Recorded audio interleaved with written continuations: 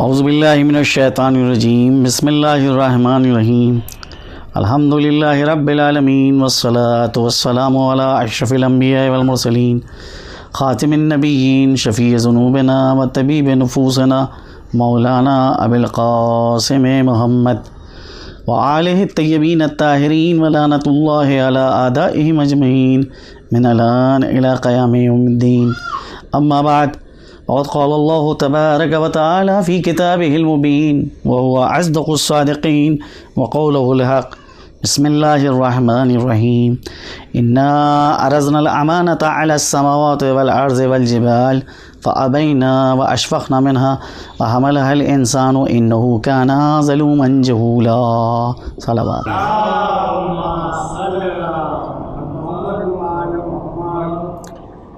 سورہ احزاب کی آیہ کریمہ کہ جس میں خالق کائنات خطاب کر رہا ہے کہ ہم نے امانت کو پیش کیا پہاڑوں کے سامنے، زمین کے سامنے، آسمانوں کے سامنے، تو لوگوں نے اس بوجھ امانت کو اٹھانے سے انکار کر دیا اور وہ اس سے خوفزدہ ہو گئے۔ اور جب اللہ کی یہ عظیم مخلوق پہاڑ، زمین، آسمان بوجھ امانت کو اٹھانے سے انکار کر دیتے ہیں تو انسان آگے بڑھتا ہے اور وہ اس بوجھ کو اٹھانے کے لیے آمادگی ظاہر کرتا ہے۔ تو ہونا تو یہ چاہیے تھا کہ جب انسان اس بوجھ امانت کو اٹھا رہا ہے تو اس کی تعریف کرنا چاہیے تھی، لیکن آیہ کریمہ کے آخر میں مذمت کی جا رہی ہے، انہو کانا ظلوما جہولا، بے شک انسان بہت بڑا نادان ہے اور بہت بڑا ستمگر ہے۔ اگر قرآن کریم کی اس آیہ کریمہ کو آپ دیکھیں، یوں تو ہر آیت قرآن کی دعوت فکر دیتی ہے، لیکن کچھ آیات ہیں کہ جن میں براہ راست انسان کو دعوت فکر دی گئی ہے، اور کچھ آیات ایسی ہیں کہ جن میں موضوع اور مضمون ایسا پیش کیا گیا ہے کہ جو انسان کو دعوت فکر دے رہی ہیں۔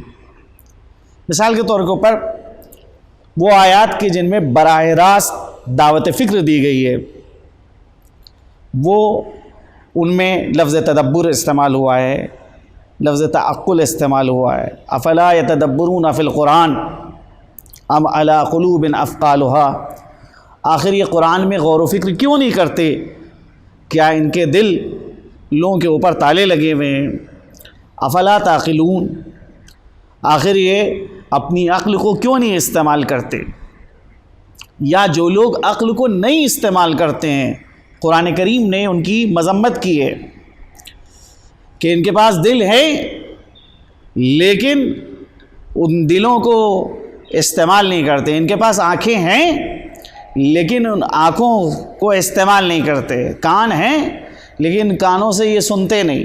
اولئک کالانعام، ان کی مثال زمین پہ رینگنے والے جانوروں کی جیسی ہے، بل ہم اضل، بلکہ ان سے بھی گئے گزرے ہیں۔ تو جو اپنی عقل کو نہ استعمال کرے، قرآن نے اس کی مذمت کی ہے۔ تو آیات کو اگر قرآن کی دیکھا جائے تو دو حصوں میں آیات قرآن کی تقسیم ہو رہی ہیں۔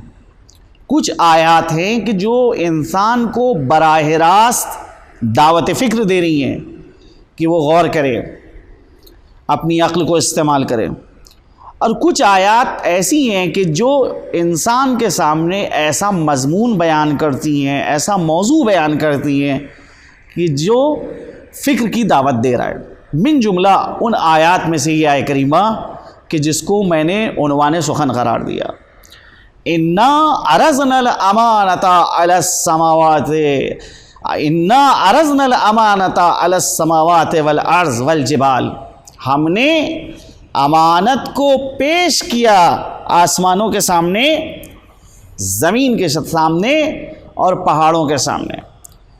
فابینا، تو ان لوگوں نے اس بوجھ امانت کو اٹھانے سے انکار کر دیا۔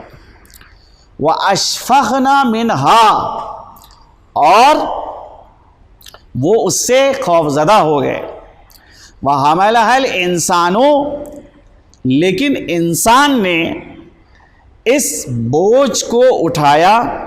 تو ہونا یہ چاہیے کہ انسان کی تعریف ہو، لیکن انسان کی تعریف نہیں کی جا رہی ہے. کہا یہ جا رہا ہے کہ اِنَّهُ كَانَ ظَلُومًا جَهُولًا، بے شک انسان بہت بڑا ستمگر ہے اور بہت بڑا نادان ہے. ظلوم ظالم کا مبالغہ ہے، اور جہول جاہل کا مبالغہ، یعنی ظلم اور زیادتی میں بہت آگے بڑھ گئے، جہل اور نادانی میں بہت آگے بڑھ گئے. تو اصل میں آیہ کریمہ کی جانب جب غور کیا جاتا ہے، دیکھا جاتا ہے، تو یہ چیز ذہن میں آتی ہے، اور یہ سوال ذہن میں اٹھتا ہے کہ آخر وہ کون سی امانت تھی جس امانت کو اللہ سبحانہ و تعالیٰ نے اپنی مختلف مخلوقات کے سامنے پیش کیا، اور ان لوگوں نے اس بوجھ امانت کو اٹھانے سے انکار کر دیا، کیونکہ قرآن نے اس کا ذکر ہی نہیں کیا ہے کہ وہ کون سی امانت تھی. قرآن نے ایک مفہوم بیان کیا ہے، اور اس مفہوم کو امانت کا نام دیا ہے.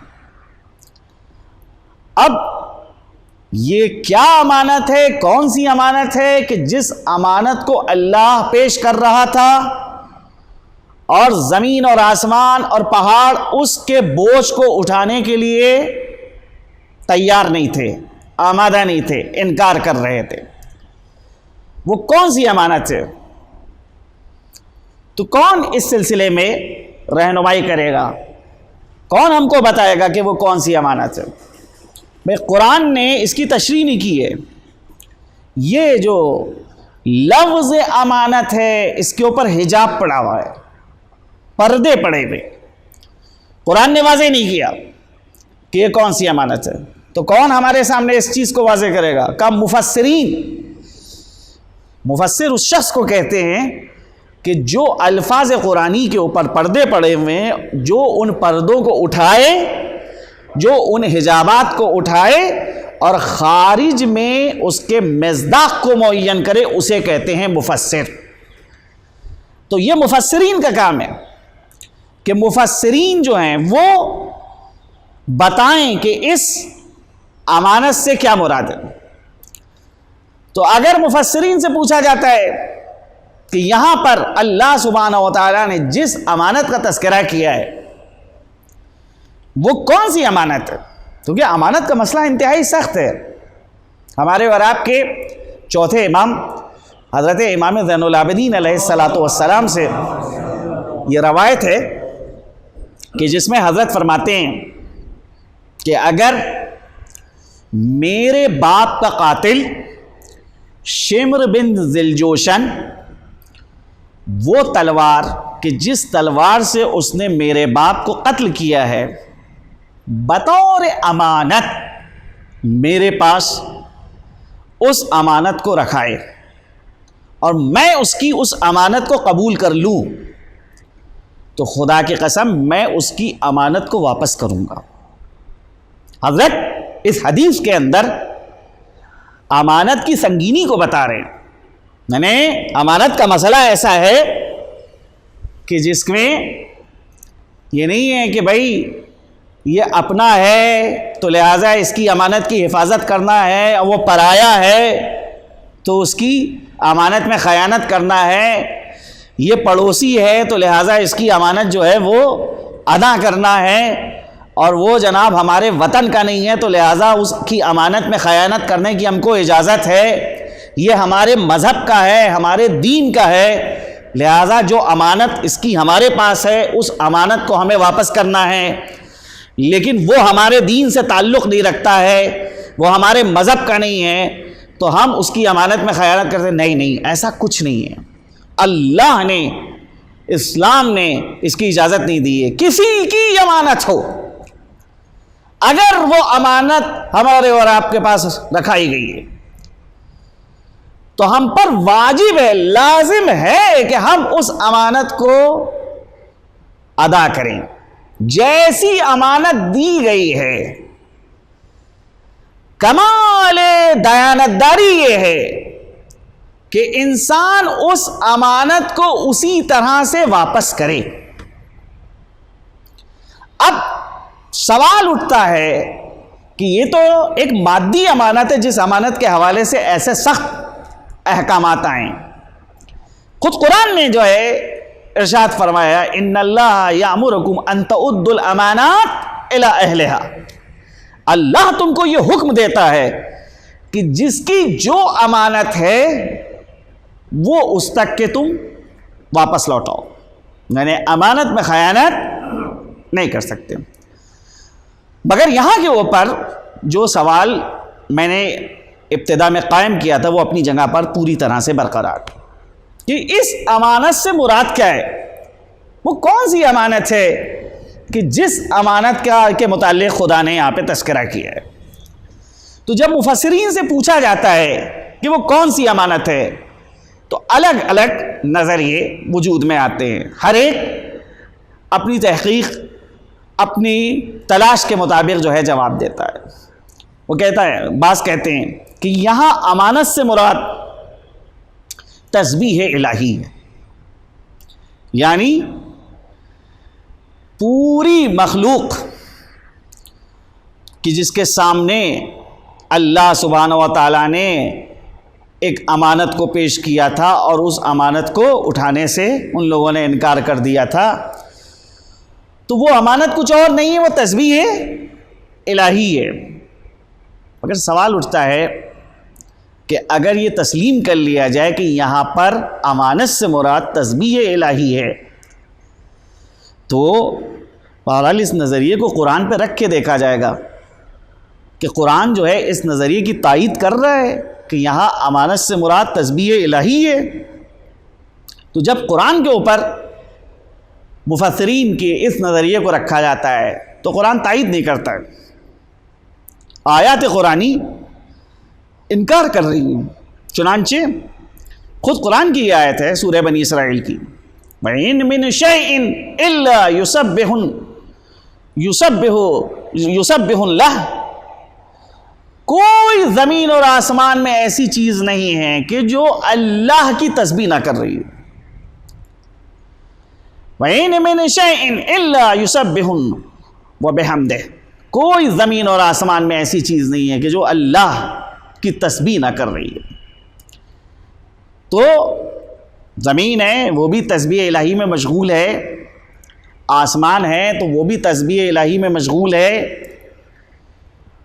یہ درخت ہیں وہ بھی تسبیح الہی میں مشغول ہیں، پانی ہے تو وہ بھی تسبیح الہی میں مشغول ہے، آگ ہے تو آگ بھی تسبیح الہی میں مشغول ہے۔ کوئی ایسی چیز نہیں ہے، ان من شیء الا یسبح، کوئی ایسی زمین اور آسمان کے اندر چیز نہیں ہے کہ جو تسبیح الہی نہ کر رہی ہو، ہر مخلوق تسبیح الہی میں مشغول ہے۔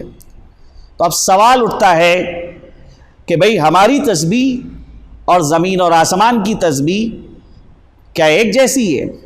ہم جو تسبیح کرتے ہیں وہ اپنی زبان کے اوپر چند مخصوص فقرے جاری کرتے ہیں، مثال کے طور پر سبحان اللہ، یہ ہماری تسبیح ہے، سبحان اللہ والحمد للہ ولا الہ الا اللہ واللہ اکبر، یہ ہماری تسبیح ہے۔ لیکن زمین کی تسبیح کیا ہے؟ کیا زمین بھی ہماری طرح سے تسبیح کرتی ہے؟ جو ذکر ہم اپنی زبان کے اوپر جاری کر رہے ہیں کیا زمین بھی اسی طرح سے ذکر کرتی ہے؟ آسمان بھی کیا اسی طرح سے تسبیح کرتا ہے جیسے کہ ہم تسبیح کر رہے ہیں؟ پانی بھی کیا اسی طرح سے تسبیح کرتا ہے جیسے کہ ہم تسبیح کر رہے ہیں؟ کیا نہیں، ہماری تسبیح اور جو یہ مخلوقات ہے اس کی تسبیح میں فرق ہے۔ ہم جو تسبیح کر رہے ہیں اس تسبیح کا مسئلہ الگ ہے، وہ ایک تسبیح قولی ہے، لیکن زمین کی تسبیح ہے کہ جیسا اس کو اللہ نے پیدا کیا ہے، جس نظام اور جس سسٹم کے تحت اللہ نے زمین کو خلق کیا ہے، اگر وہ اسی سسٹم کے تحت چل رہی ہے تو گویا کہ تسبیح الہی میں مشغول ہے۔ آسمان کی تسبیح یہ ہے کہ آسمان کو جیسا اللہ نے پیدا کیا ہے، جس نظام کے تحت، جس سسٹم کے تحت، جب تک کہ آسمان اس نظام اور اس سسٹم کے تحت قائم و دائم ہے تو گویا کہ تسبیح الہی میں مشغول ہے۔ پانی کی تسبیح یہ ہے کہ پانی میں جو روانی اللہ نے پیدا کی ہے، جب تک کہ پانی اس روانی کے اوپر قائم و دائم ہے تو گویا کہ تسبیح الہی میں مشغول ہے۔ آگ کی تسبیح یہ ہے کہ اس میں جلانے کی صلاحیت اللہ نے پیدا کی ہے، تو جب تک کہ حرارت اس کے اندر پائی جاتی ہے تو گویا کہ وہ تسبیح الہی میں مشغول ہے۔ ہر مخلوق اپنے ہدف تخلیق کو ادا کر رہا ہے۔ تو اب سوال اٹھتا ہے کہ انسان کا مقصد تخلیق کیا ہے؟ کیا انسان تسبیح الہی میں مشغول ہے؟ کیونکہ انسان جو تسبیح کر رہا ہے وہ تسبیح قولی ہے، اور جو جتنی اور مخلوق ہے وہ جو تسبیح کر رہی ہے وہ تسبیح عملی ہے، یعنی عملی طور کے اوپر اللہ کی تقدس کا اعلان کر رہی ہے، اللہ کی پاکیزگی کا اعلان کر رہی ہے۔ صلوات بھیجے محمد والے۔ تو یہ نظریہ کہ یہاں پر امانت سے کیا مراد ہے؟ امانت سے مراد تسبیح الہی نہیں ہے۔ پھر یہاں پر امانت سے کیا مراد ہے؟ اِنَّا عَرَضْنَا الْأَمَانَةَ عَلَى السَّمَاوَاتِ وَالْأَرْضِ وَالْجِبَالِ فَأَبَيْنَا، ہم نے امانت کو پیش کیا آسمانوں کے سامنے، زمین کے سامنے، پہاڑوں کے سامنے، فَأَبَيْنَا، تو انہیں نے اس بوجھ امانت کو اٹھانے سے انکار کر دیا۔ وَحَمَلَهَا الْإِنسَانُ، پھر انسان آگے بڑھتا ہے، إِنَّهُ كَانَ ظَلُومًا جَهُولًا، بے شک انسان بہت بڑا ستمگر ہے اور بہت بڑا نادان ہے۔ تو یہ امانت تسبیح الہی تو نہیں ہو سکتی، اس امانت سے ولایت الہیہ نہیں مراد لی جا سکتی۔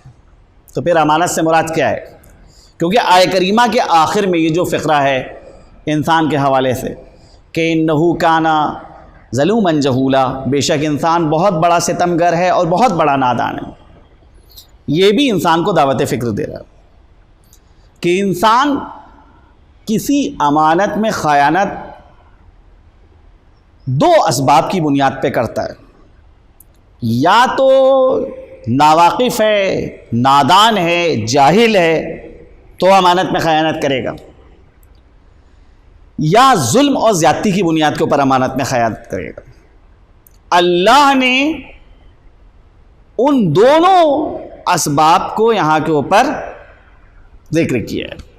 اچھا، پھر مسئلہ یہ ہے کہ جب امانت کا مسئلہ آ رہا ہے کہ امانت سپرد کی جا رہی ہے تو امانت کی حفاظت جو کر سکتا ہے وہی امانت میں خیانت کر سکتا ہے، یہ بات قابل توجہ ہے۔ ایک مخلوق کے جس کے یہاں ایک نظام پایا جاتا ہے، ایک سسٹم پایا جاتا ہے، صرف اس کے سامنے ایک راستہ ہے، اس سے امانت کی حفاظت کا مطالبہ بھی نہیں کیا جا سکتا۔ جس کے سامنے دو راستے ہیں، جو ہدایت کے راستے پہ بھی گامزن ہو سکتا ہو، گمراہی کے راستے پر بھی گامزن ہو سکتا ہو، جس کے پاس سامنے دو راستے ہیں، انہی سے کہا جائے گا کہ وہ امانت کی حفاظت کریں، امانت میں خیانت نہ کریں۔ مثال کے طور پہ دیوار ہے تو دیوار سے آپ نہیں کہہ سکتے کہ تم میری امانت کی حفاظت کرو۔ زمین ہے تو آپ زمین سے نہیں کہہ سکتے کہ تم میری امانت کی حفاظت کرو۔ یا جانور ہیں تو ان جانوروں کے سپرد آپ امانت کو نہیں کر سکتے کہ تم میری امانت کی حفاظت کرو۔ کیوں؟ وجہ کیا ہے کہ وہاں پر صرف ایک راستہ ان لوگ کے پاس پایا جاتا ہے، دوسرا کوئی راستہ نہیں ہے۔ وہ امانت میں خیانت نہیں کر سکتے تو جو خیانت نہیں کر سکتا ہے وہ امانت کی حفاظت بھی نہیں کر سکتا ہے۔ یہ ایک ایسی امانت ہے کہ جس میں خیانت کا انسان میں امکان پایا جاتا ہو، جس کے اندر امکان پایا جاتا ہو۔ تو جہاں پہ خیانت کا امکان پایا جاتا ہے وہیں کے اوپر حفاظت کا سوال اٹھتا ہے۔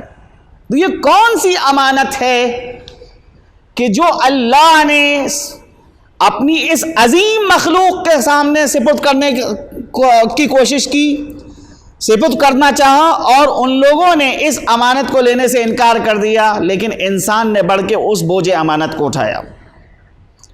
تو جب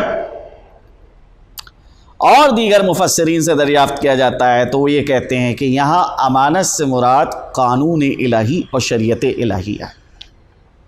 غور کیجئے کہ اسلام اور دیگر مکاتب فکر کے درمیان بڑا فرق ہے۔ دیگر مکاتب فکر یہ نظریہ پیش کرتے ہیں کہ شریعت جو دنیا میں آئی، قانون الہی جو دنیا میں آیا، وہ اس لیے آیا سزا کی شکل میں، انسان کی عذاب کی شکل میں، یہ گویا کہ شریعت آئی ہے۔ تو دیگر مکاتب فکر شریعت کو، قانون الہی کو عذاب شمار کرتے ہیں، سزا شمار کرتے ہیں انسانیت کے لیے،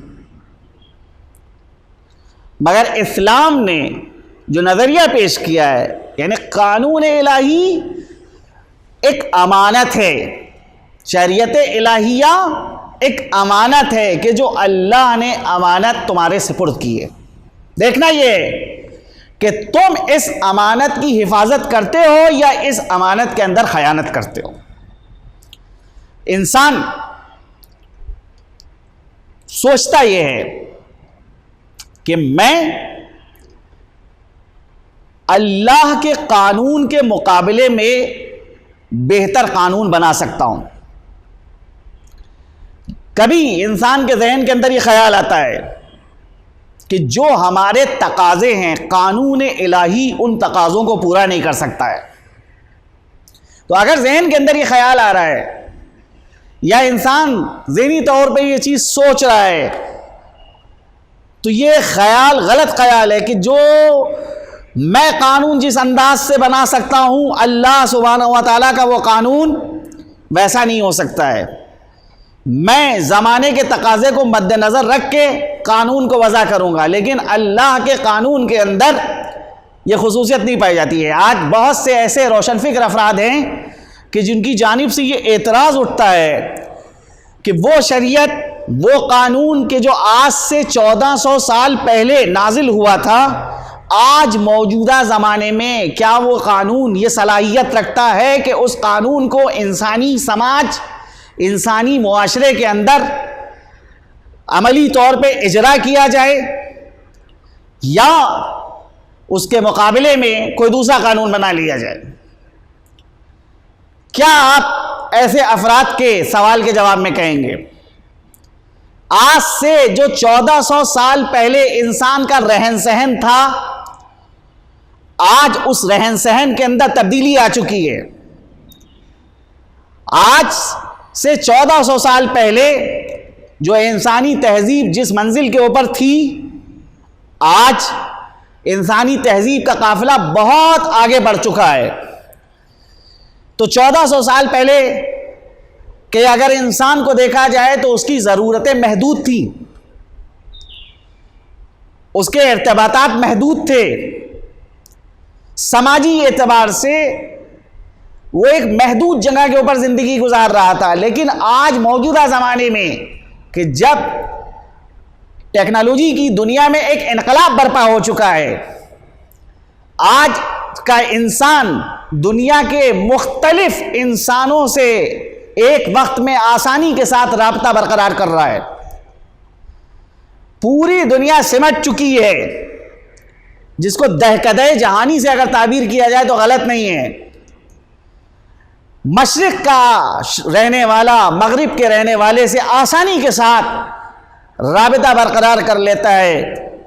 تو اب سوال اٹھتا ہے کہ جب آج موجودہ زمانے کے اندر ہمارے ہر شعبے کے اندر تبدیلی آ چکی ہے، کوئی ایسا شعبہ نہیں ہے کہ جس کے اندر تبدیلی نہیں آئی. ارے زیادہ دور جانے کی ضرورت نہیں ہے. آج سے 25 سال پہلے جو ہمارا رہن سہن تھا، آج 25 سال کے بعد اس رہن سہن کے اندر بہت تبدیلی آ چکی ہے. آج سے 25 سال پہلے، 30 سال پہلے جب ایک شخص اپنے گھر سے باہر نکلتا تھا تو ایک ہفتے کے بعد گھر کے اوپر خبر آتی تھی کہ وہ ہاں خیریت سے پہنچ گئے ہیں، اور تب گھر والوں کو پتا ہوتا تھا کہ ہاں وہ خیریت سے پہنچ گئے. لیکن آج کتنا نظام تبدیل ہو چکا ہے، کتنا سسٹم بدل چکا ہے کہ ادھر گھر سے باہر قدم نکالا اور گھر والے ادھر باخبر ہیں کہ ابھی کہاں کے اوپر ہیں، ابھی گاڑی میں بیٹھے کہ نہیں بیٹھے، ابھی گاڑی چلی کہ نہیں چلی، گاڑی ابھی کس اسٹیشن کے اوپر ہے. تو معلوم یہ ہوا کہ کل تک کا انسان ایک دوسرا اس کا طرز زندگی تھا، اور آج کے انسان کا ایک طرز زندگی دوسرا ہے. کل بہت سی چیزیں تھیں جو رائج تھیں، بہت سے فن، بہت سی صنعتیں موجود تھیں، لیکن جب ٹیکنالوجی نے ترقی کی تو وہی صنعتیں کونا ہو گئی ہیں. کل آپ کو اگر ایک کتاب کو کتابت کروانا ہوتا تھا تو کاتبوں کے پیچھے بھاگنا پڑتا تھا اور ان کی منت کرنا پڑتی تھی کہ بھئی اس کتاب کو آپ کتابت کرتے، اور فلاں جناب ابھی تشریف لے جائیے، ابھی میرے پاس ٹائم نہیں ہے، ابھی میرے پاس وقت نہیں ہے. اچھا کتاب رکھ دیجئے، 1.5 مہینے کے بعد آئیے گا، اس وقت جو ہے یہ کتاب آپ کو ملے گی. ایک مجلس کا رقعہ لکھوانا ہوتا تھا تو ایسا نہیں ہے کہ فوراً جو ہے وہ آپ کو لکھ کے دے دیا جائے، نہیں، مضمون جو ہے آپ کاتب صاحب کے حوالے کر دیجئے اور پھر دوسرے دن یا تیسرے دن آئیے گا تب وہ رقعہ آپ کو ملے گا. لیکن آج ایسا نہیں. آج وہی افراد کے جن کے پاس کل تک فرصت نہیں تھی، آج فرصت ہی فرصت ہے. آج اگر ایک کتاب کو آپ منظر عام پہ لانا چاہتے ہیں تو بہت آسانی کے ساتھ بڑے ہی کم وقت کے اندر کتاب طباعت کی منزلوں سے گزر کے منظر عام پہ آ جاتی ہے. تو کل تک جو چیز ممکن نہیں تھی آج وہ ممکن ہو چکی ہے. کل تک جو چیز رائج تھی آج وہ ختم ہو چکی ہے. ہر شعبے کے اندر تبدیلی واقع ہو رہی ہے، ہر جگہ کے اوپر تبدیلی واقع ہو رہی ہے.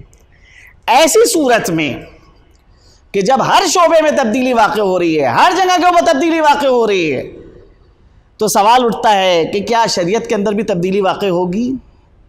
کیا قانون الہی کے اندر بھی تبدیلی واقع ہوگی؟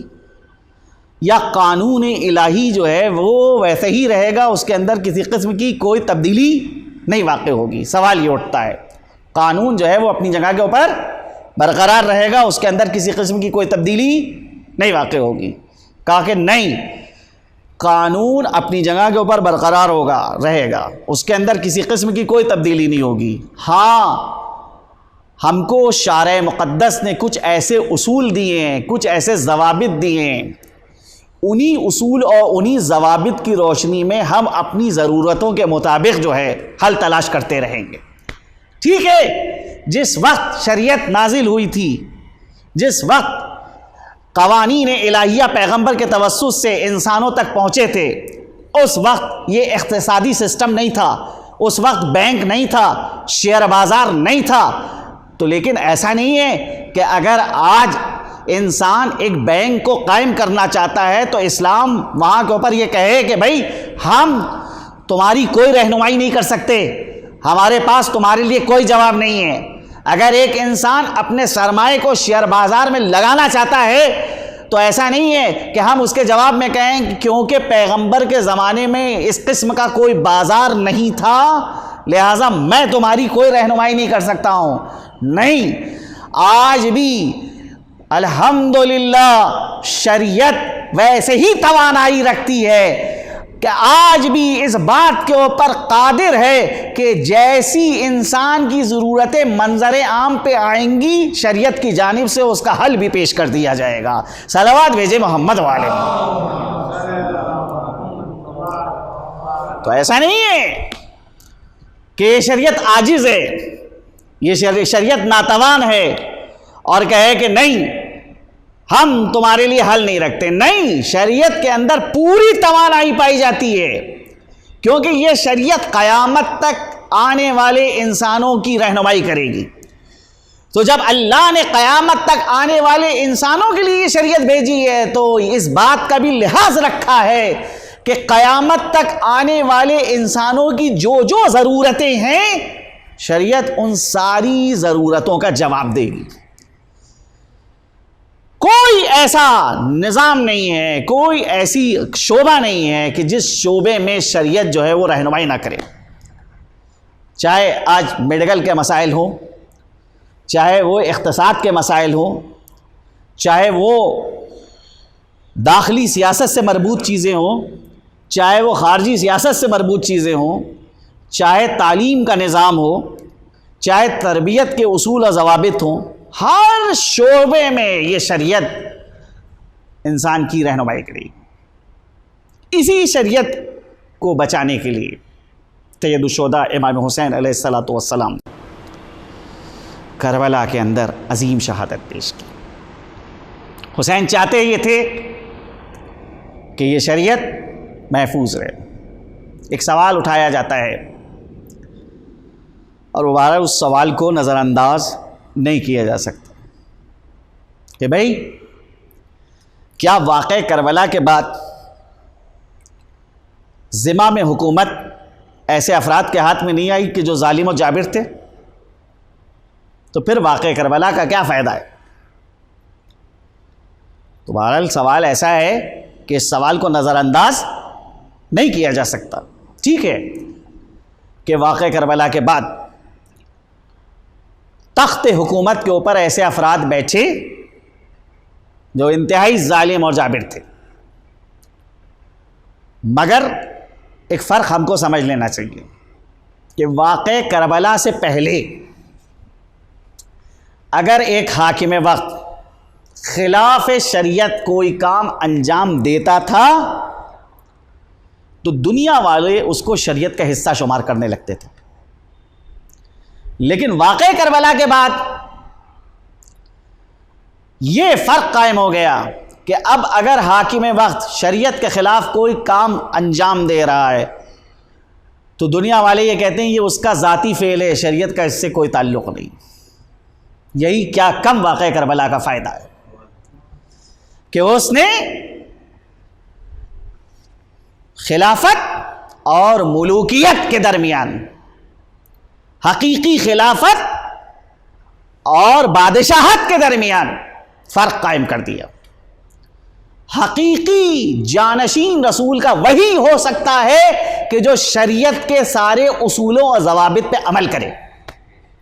قطعاً ایسا شخص رسول کا جانشین نہیں ہو سکتا، رسول کا خلیفہ نہیں ہو سکتا کہ جو شریعت کے برخلاف چلے.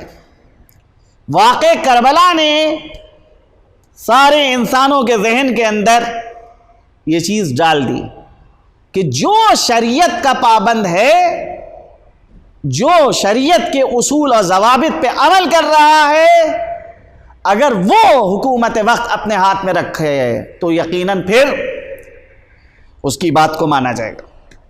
لیکن اگر کوئی شریعت کا مذاق اڑائے، شریعت کے اصول اور ضوابط کو زیر پا رکھے تو ایسے شخص کی پھر اطاعت نہیں کی جائے گی.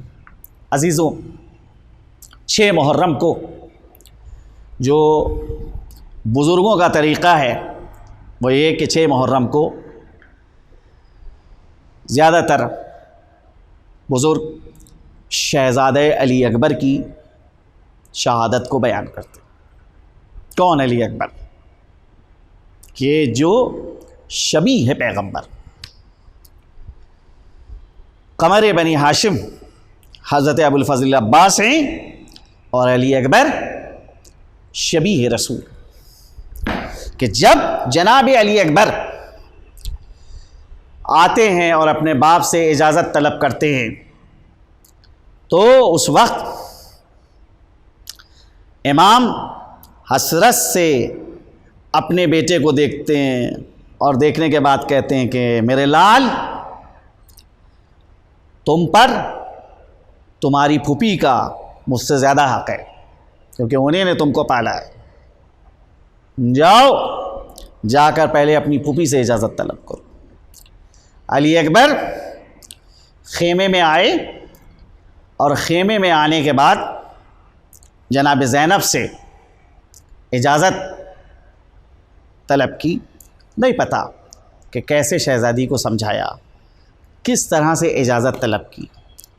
ہاں، حمید ابن مسلم کہتا ہے کہ جب علی اکبر خیمے میں گئے تھے تب میں نے دیکھا تھا، اور اس کے بعد کافی دیر جب ہو گئی اور خیمے سے علی اکبر نہیں نکل رہے تھے، اور میں نے یہ غور کیا کہ خیمے کا پردہ اٹھتا ہے اور گر جاتا ہے، تو میں نے جب توجہ دی تو دیکھا کہ علی اکبر خیمے سے جب نکلنا چاہتے ہیں تو سیدانیاں اپنے حلقے میں لے لیتی ہیں۔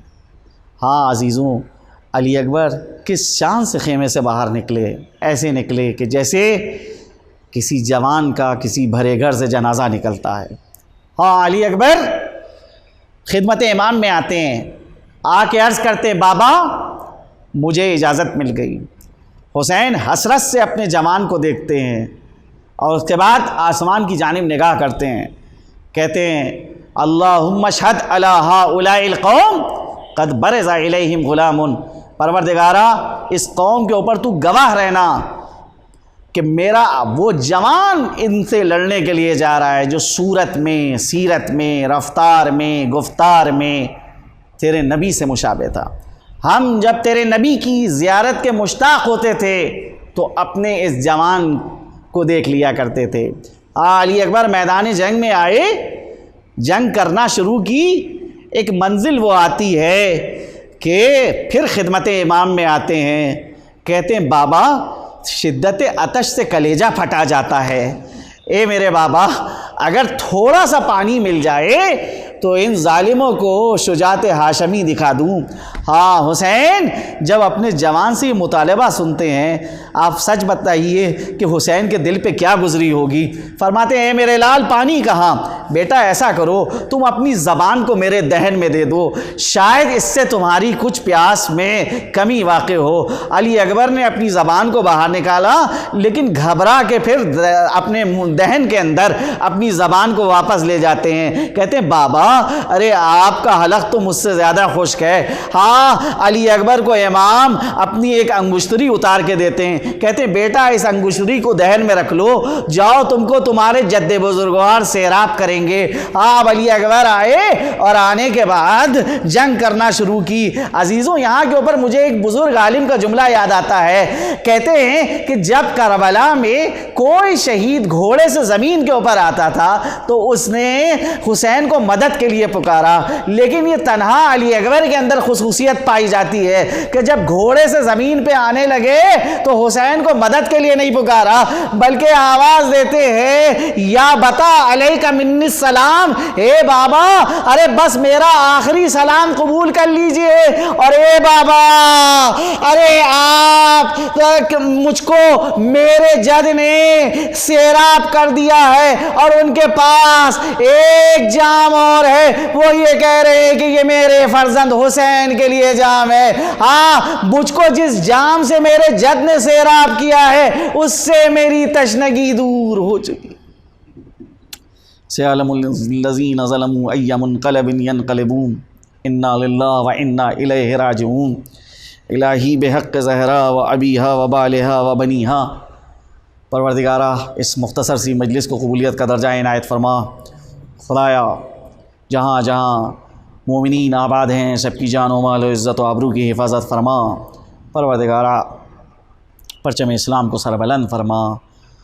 پروردگارہ ہمارے امام کے ظہور میں تعجیل فرما، پرچم کفر و نفاق کو سرنگوں فرما، ہمارے امام کے ظہور میں تعجیل فرما، ہم کو ان کے آوان و انصار و مددگار میں شمار فرما۔ ربنا تقبل منا انک انت السمیع۔